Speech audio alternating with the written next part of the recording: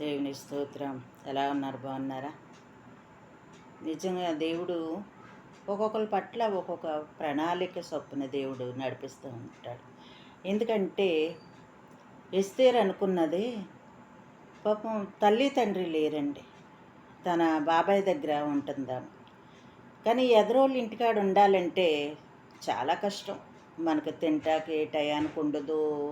వాళ్ళు ఏదెడితే అదే తినాలి, వాళ్ళు ఏం చెప్పినా చెయ్యాలి. అలాగే పాపం తన బాబాయ్ దగ్గర ఉన్నది, చిన్నాన్న దగ్గర ఉండేటప్పటికి అలాగెంత ఎంత పెద్దదయ్యింది.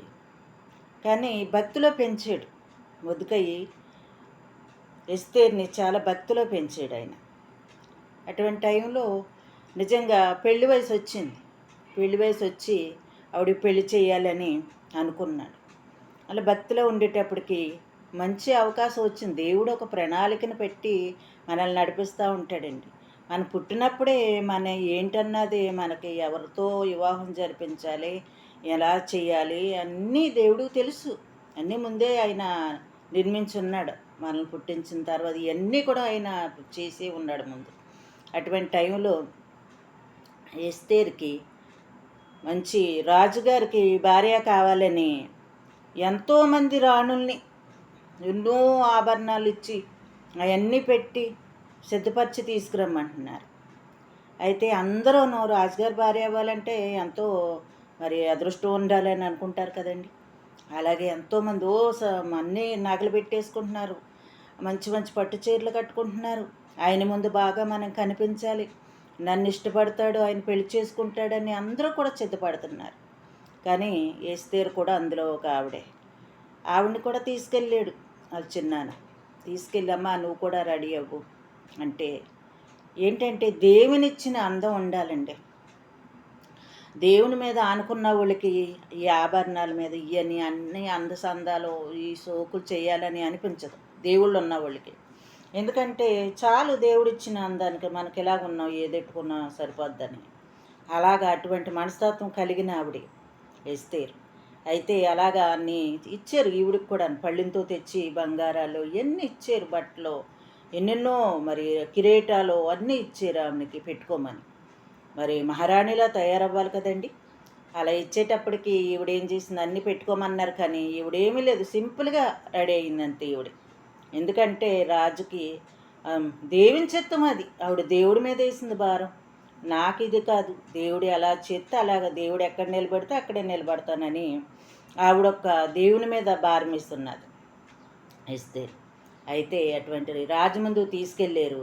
ఎంతోమందిని ఇప్పుడు ఇదివరకు రాజులు అయితే అండి అందరూ లైన్లో నిలబెట్టి చూసుకుంటూ వారి పెళ్లి చూపులు అలా ఉండేదంట ఆ కాలాన్ని.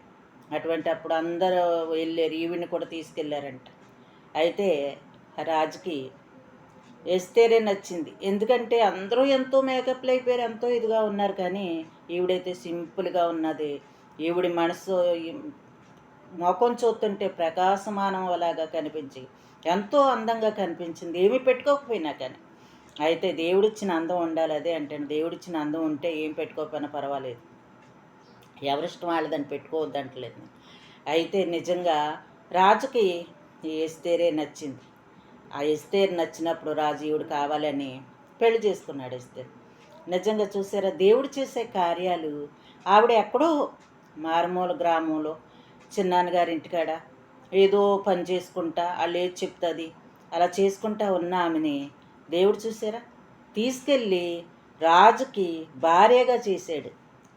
నిజంగా దేవుని ప్రణాళిక ఉంటే అండి మనం అనుకుంటా అయ్యో మనకేమీ లేదు, పెంట కుప్పల నుండి దీనిలో మనకేమీ లేదు అలాగెలాగంటే దేవుడు మనకి ఒకానొకప్పుడు టైం వచ్చినప్పుడు హెచ్చింతాడు.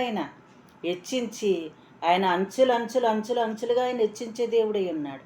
అప్పుడు హెచ్చించి ఒకానొక రోజు ఎలాగైతే ఎస్తేరుని ఒక రాణిగా చేసి, నిజంగా ఆవిడ చాలా అటువంటి బతుకుతానని అనుకోలేదు ఎప్పుడు కూడా. దేవుడైతే అటువంటి జీవితాన్ని ఇచ్చి రాజుకి ఈవిని భార్యగా చేసి నిజంగా ఆవిడ ఏది కోరుతుందే కదండి. ఒకప్పుడు తింటాక తిండి లేదు, ఇప్పుడైతే ఆవిడకి ఎంతోమంది పనోళ్ళు అయితే ఎన్నో రాజ్యాల మీద అధికారంగా. మరి భర్త అధికారం ఉంటే భార్య కూడా ఉంటుంది కదా. అలాగే నిజంగా దేవుడు చేసే కార్యాలు ఎటువంటి అయినా మనకు దేవుడు మనకి ఇవ్వాలనుకుంటే అండి, మనం ఏమీ లేని దీనస్థితిలో ఆయన మనల్ని హెచ్చించే దేవుడే ఉన్నాడు. దేవుడు బలపరిచే దేవుడే ఉన్నాడు. ఎప్పుడంటే దేవుడి మీద ఆనుకున్నప్పుడు, మనం ఎప్పుడు దేవుడి మీద ఆనుకుని ఉంటే మనకు దేవుడు అన్ని కార్యాలు చేస్తాడండి. మనం కూడా అలా దేవుడి మీద ఆనుకుని ఉందాం. ఎందుకంటే ప్రతి కార్యంలో ఆవిడ ఎస్తేరుకి వివాహం విషయంగా కార్యం చేశాడు. మన జీవితాల్లో ఇంకా ఏమో మన జీవితంలో ఏమేమి ఉన్నాయో అన్ని విషయాల్లో దేవుడు మనల్ని హెచ్చించే దేవుడే, గణపరిచే దేవుడే, మనల్ని తలగా చేస్తాడన్నాడు కానీ మనల్ని తోగ్గా చేయనన్నాడు. అలా మనం దేవుడి మీద అనుకుంటే ప్రతి కార్యం కూడా దేవుడు చేసే దేవుడై ఉన్నాడండి. మనం కూడా అలా దేవుని మీద ఆధారపడదాం. దేవుడు మిమ్మల్ని దీవించునుగాక. ఆమేన్.